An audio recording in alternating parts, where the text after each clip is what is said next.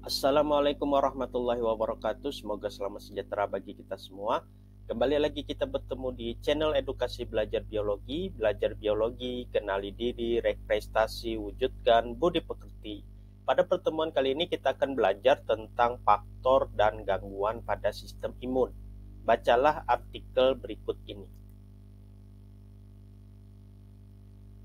Sistem kekebalan tubuh dirancang untuk mendeteksi ataupun menghancurkan benda asing yang masuk ke tubuh seperti bakteri atau virus. Ada sejumlah faktor yang mempengaruhi sistem imun tersebut. Nah, apa saja faktor yang mempengaruhi sistem imun dan apa saja gangguan yang bisa terjadi pada sistem imun? Untuk mengetahui hal tersebut lebih jelas, mari kita belajar bersama-sama. Adapun tujuan pembelajaran kita yang pertama menjelaskan faktor yang mempengaruhi sistem pertahanan tubuh, yang kedua menjelaskan gangguan pada sistem pertahanan tubuh. Faktor yang mempengaruhi sistem pertahanan tubuh. Yang pertama, genetik. Seseorang yang memiliki riwayat penyakit menurun seperti diabetes mellitus akan beresiko menderita penyakit tersebut dalam hidupnya. Yang kedua, fisiologis. Fungsi organ yang terganggu akan mempengaruhi kerja organ lain seperti berat badan yang berlebihan, akan menyebabkan sirkulasi darah kurang lancar sehingga dapat meningkatkan kerentanan terhadap penyakit. Yang ketiga, stres. Dapat mempengaruhi sistem kekebalan tubuh karena melepaskan hormon seperti neuroendokrin, glukokortikoid, dan katekolamin.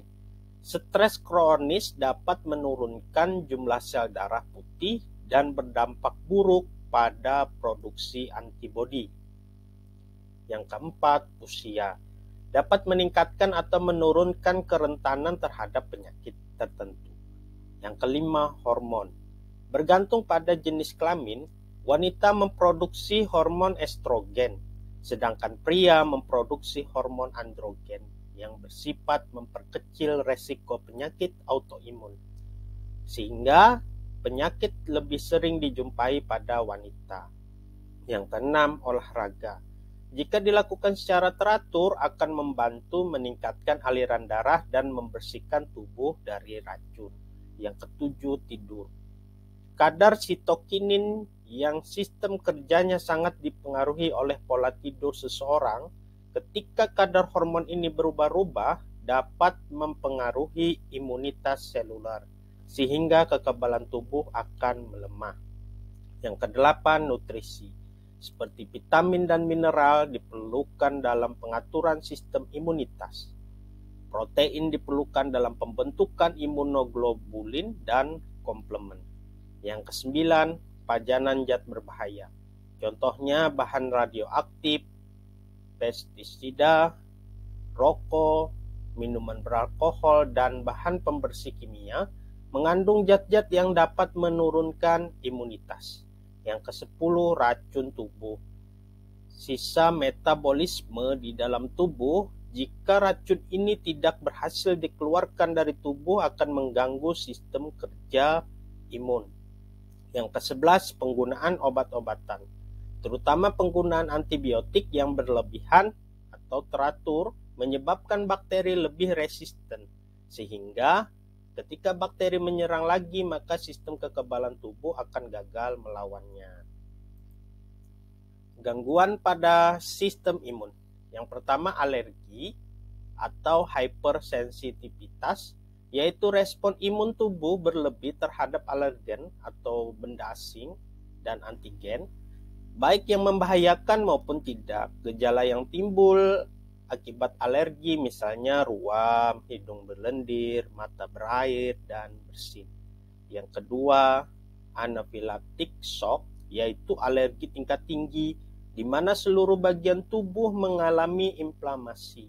Tanda-tanda dari inflamasi yaitu kemerahan, panas, bengkak, dan nyeri. Yang ketiga, defisiensi imun, yaitu tidak bekerja atau terganggunya salah satu atau seluruh komponen sistem imun.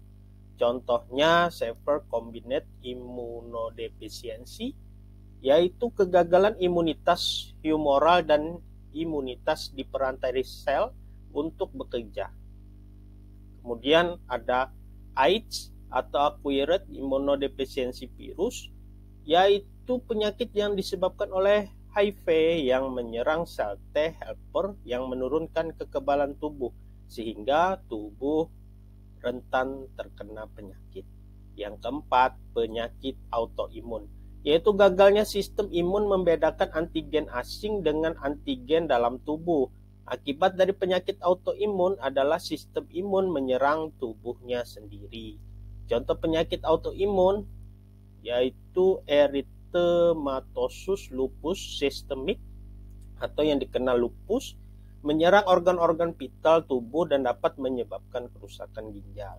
Yang kedua, artritis rheumatoid, menyerang sendi yang diserang oleh bakteri.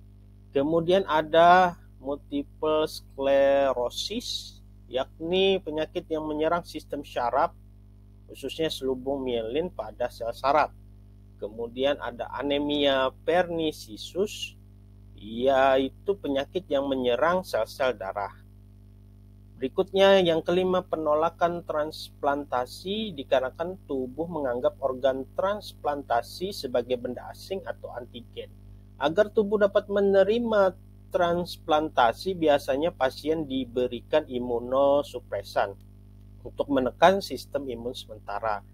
Yang keenam, erythroblastosis fetalis, yaitu kelainan yang muncul akibat perkawinan suami istri berbeda resus. Istri dengan resus negatif biasanya terjadi pada kehamilan setelah kehamilan bayi dengan resus yang positif.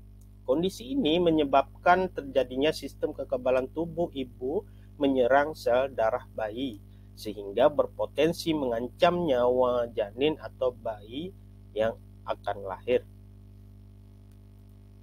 Baik, cukup sekian pembelajaran kita pada pertemuan kali ini. Jangan lupa subscribe, like, comment, share, dan aktifkan loncengnya agar kamu tidak ketinggalan video pembelajaran selanjutnya. Terima kasih. Wassalamualaikum warahmatullahi wabarakatuh. Salam biologi.